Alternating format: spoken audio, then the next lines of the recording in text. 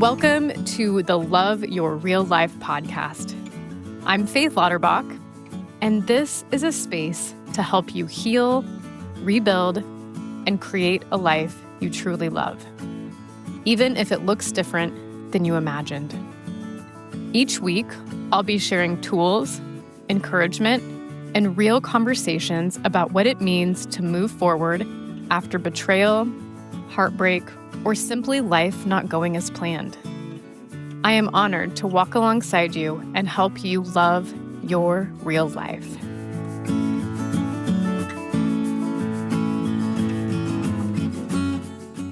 Well, hello, and welcome back to the show. I'm so glad you're here today joining in on this conversation. We're going to be talking about something that I have a feeling that you can relate with. I noticed how easy it is for us to move through life in autopilot, to wake up, immediately check our phones, react to emails, rush through the day, and before we know it, the day is over. And we don't really feel like we lived it the way we wanted to. And I think one of the biggest shifts for me personally in this has been learning that intention doesn't have to be complicated. Today, we're going to talk about 6 steps to creating more intention in your daily life. So this is going to be season 2, episode 28. Welcome. When we look at creating the day that we want and living intentionally, it's not about controlling every part of your day or being restricted. It's really about deciding how you want to show up, how you want to feel, and what matters most. Because when we don't do this, it's really easy for life to just decide for us, for our day to just run our lives versus us deciding how we want to be living. And this doesn't have to be a big, huge process. It's really just taking a few minutes in the morning to check in, see how I want to feel that day, and then decide those intentional actions that are going to create that feeling. So it's not about being perfect. It's about being more aligned and more connected to the kind of life that we want to actually be creating. So today, this is what we're going to talk about, a really simple process that I use for setting daily intentions and helping to love my real life more. So the process that I use has 6 simple parts. So I'll name those 6 parts and we're going to walk through each one in more detail. So they're going to be number 1, awareness. Number 2, writing down your intention. Number 3, visualizing it. Number 4, making a plan. Number 5, taking inspired action. And number 6, checking in with yourself. So let's walk through it. The first step, awareness. Awareness may seem simple, but it really is the most important part because awareness is where we see the things. We see that we're reacting in a way that we don't want to be. We see that there's a different way. It's sometimes starts with, I don't like how this feels. This isn't the way I want to be doing it. Sometimes awareness can happen from something happening that we don't like. And we are saying, I don't want this. It gives us a chance to pause and to decide what we do want. So before you can set an intention, you have to pause and notice, how am I feeling today? How don't I want to feel? What do I need? What feels important now? Because the intention isn't necessarily to be as productive as possible. It's helping to choose what really supports you in whatever season you're in right now, whatever's happening, what is going to support the life that you want to lead. So maybe you notice you're constantly rushing. Maybe it's you're feeling disconnected from yourself, overwhelmed. Maybe you've been numbing out with your phone, being more reactive. And so when you have awareness on how life has been going, you can then make that decision that that's not the way you want to be living. Noticing that these things aren't failures, it's information. Awareness gives us the opportunity to intentionally choose what you want to do next instead of unconsciously repeating patterns. It gives us the opportunity to shift from reacting to our life to participating in it, to creating it, to being empowered to make decisions, to move forward the way we want to be moving forward. And once you become aware of what you actually need, the next step is putting those words in an intention.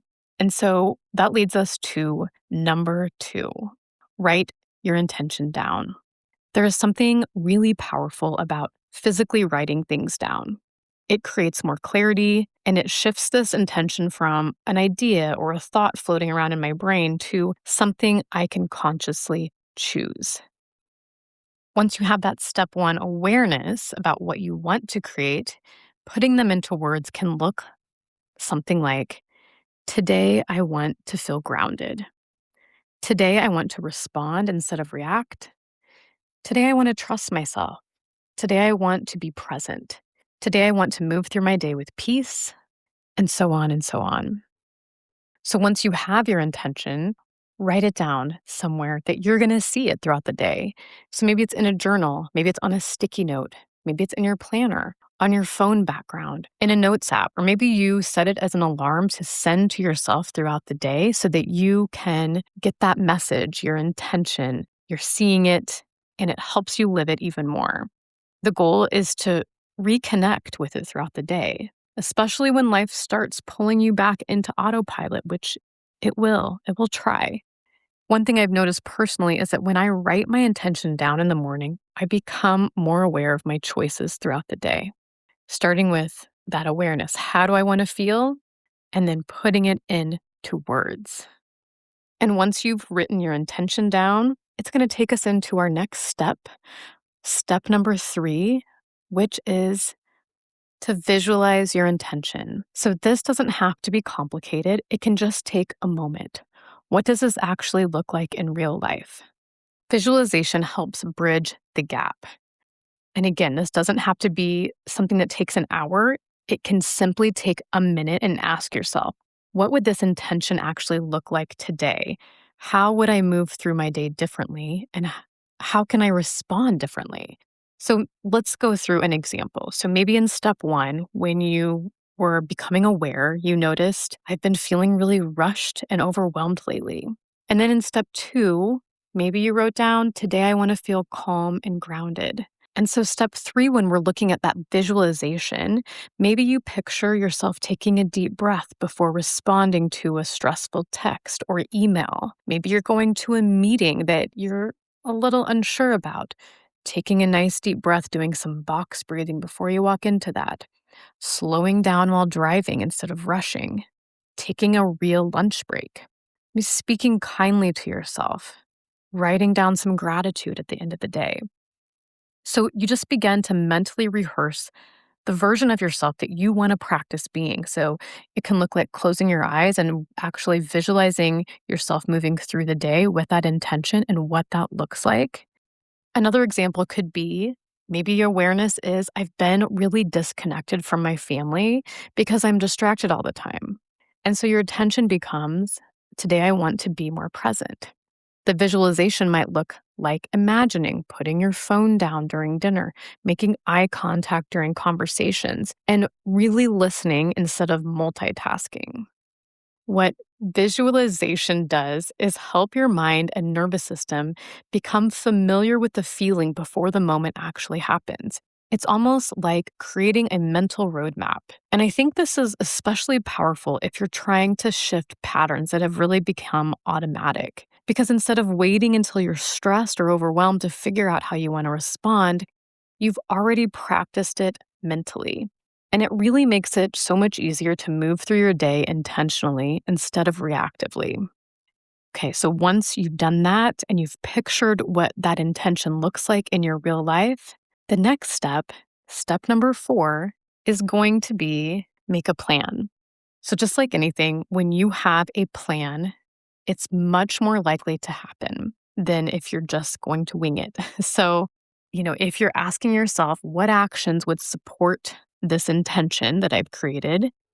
Because intentions are powerful on their own, but without support, it can be really easy just to fall back into those normal patterns.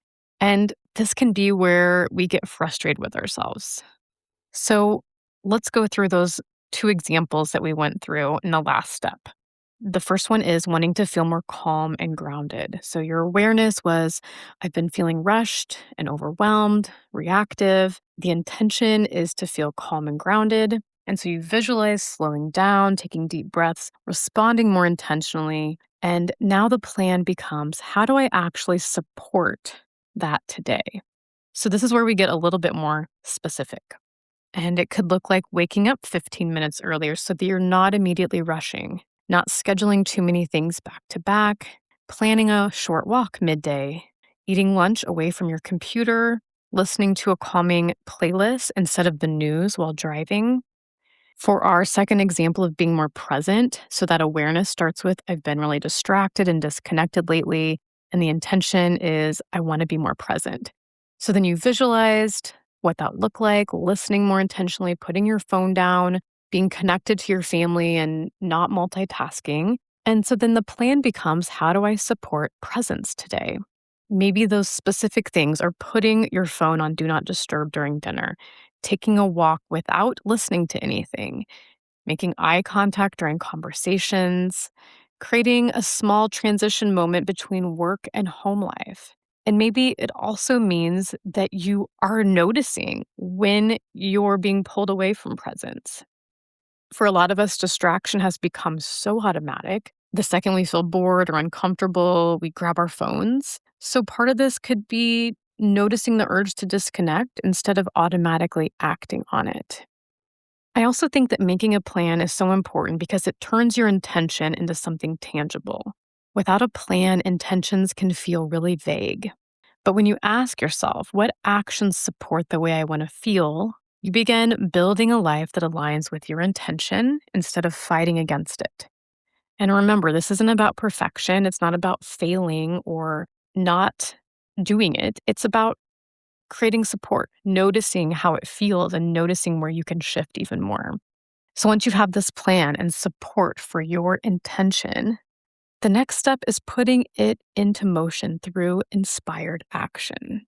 So we're on step 5, take inspired action. Now, action is really important because this is where we're doing the things. This is where the actions are actually happening. We have awareness, we set our intention, we're visualizing it, we've made a plan, but without the action, nothing really changes. The key is that this does not have to be an overhaul of your life. This doesn't have to be a huge action. I actually think the smaller the action, the better, because the smaller the action, the more doable and the more repeatable. And it's the consistency that matters the most. So asking yourself, what is one small action I can take today that aligns with the way I want to feel? So, for that first example of wanting to feel calm and grounded, you've done the previous steps. And so now it's time for the action. And so, again, it's those small shifts that make the biggest difference. So, maybe something like instead of immediately answering a text or an email that stresses you out, pause first, get up, walk around, come back to it once you're not feeling so reactive. I promise it's going to be a much better response that way. Maybe instead of multitasking during lunch, today you just sit and eat without working. Instead of filling every empty space in your schedule, you leave blank space. Make time to transition between things that you can actually, you maybe go outside and get some fresh air, have a shift so that you have time for you. In our second example of being more present, we went through the previous steps. And so now with the intentional action, again, remember, it's these small shifts, these small, consistent things. So maybe it starts with leaving your phone in another room during dinner. Maybe it's sitting outside for 5 minutes instead of automatically turning on the TV or scrolling. Choosing connection over distraction. So maybe in the evenings, let's get out a game instead of everybody being on their phones. These small shifts add up to big change. And again, we're going back to supporting the feeling of how we want to be feeling. It goes back to that awareness step. The reason we're making these changes is to feel differently than we've been feeling, to feel the way we want to feel. And again, supporting to love our real life. Sometimes inspired action can feel uncomfortable at first because distraction and busyness can be habits.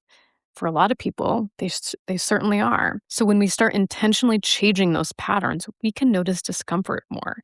Try not looking at your phone while you're waiting in line at the grocery store. There's a urge that happens for most people to pull that up, to not be bored. That boredom feels uncomfortable. But when we're bored, a lot of creative things can happen. So just know that if you feel uncomfortable with some of these at first, it doesn't mean that it's not working or that it's wrong. It usually just means that you're becoming more aware of what's going on. And the more consistently you practice small aligned actions, the more naturally they begin to shape in your life. And they typically lead to more. Not because you're forcing yourself to change, but because when you repeatedly choose actions that support the person you want to be and how you want to feel, then it's like a circle that keeps going and going and going.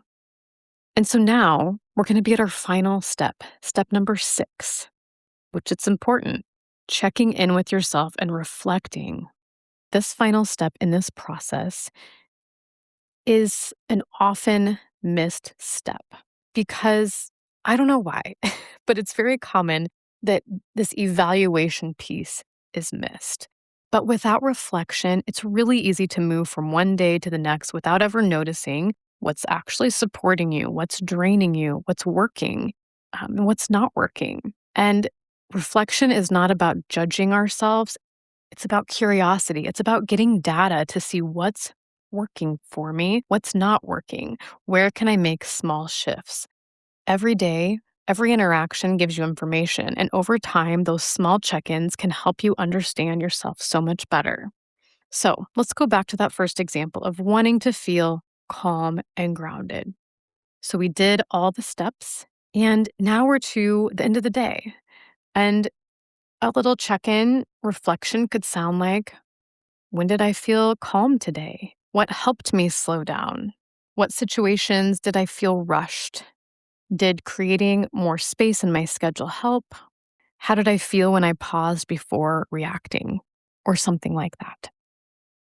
Maybe you noticed that you felt much better when you weren't multitasking, or you felt calmer after you took a walk, or scrolling on your phone before bed overstimulated you again. This is all valuable information, not because you're trying to control everything, but you're learning what's supporting your nervous system and your well being. For our second example of being more present, when it comes to the reflection, it can sound something like, where did I notice distraction? How did I feel when I put my phone away? Did slowing down help me feel more present? What moments do I want more of? And maybe you realize things like being fully present made the evening feel longer and calmer. Or maybe you automatically reach for your phone when there was silence and you're learning to pause and stop from doing that, resisting that urge. Maybe you noticed that multitasking made you feel disconnected from everyone around you. So, bringing this awareness gives us the opportunity to intentionally choose differently or the same, depending on how those choices felt moving forward. And I think this is also a really powerful step because it helps you stop abandoning yourself. It helps you connect with yourself more and to listen to yourself and build self trust. Because when you consistently check in with yourself, you're beginning to build trust. You're saying your experiences and your thoughts matter. You pay attention to yourself more. You notice that the way you feel matters, your needs matter, and you can learn what actually supports you. Intentional living isn't created through one perfect day or one plan. It's created through repeated awareness, small adjustments, gentle reflection, and continuing to come back to yourself. And what I love about this process is that it can work for almost anything. Whether you're wanting to feel calmer, more present, more confident, more connected, or just more joyful in your everyday life. If this sounds like something that you would like to try, I would love to hear how it goes for you or your ideas. If you want further support in this, I have some options to help you with that. I have a membership called the Love Your Real Life membership. And in that membership, each day I am giving you some different examples and tools on how to do this very thing. There's also monthly workshops, journaling prompts, reflection practices, live sessions where we do yoga together. And then for even more support, I offer coaching sessions that we can walk through things like how to create supportive routines, aligning your goals with your values, reducing overwhelm, and building a life that feels more intentional and supportive. So, everything that I talked about here is going to be linked in the show notes. If you want more support, I would love to hear from you. And if you're going to give this a try on your own, I would love to hear how it goes as well. Just know that you don't need to control every part of your life to live intentionally. Sometimes all it takes is stopping and pausing, bringing awareness, one intentional choice, and reflecting on that. Because small intentions practiced consistently can completely change how your life feels. And that, my friends, is how we begin to love our real life. Thanks so much for joining me today, and I'll talk to you next week.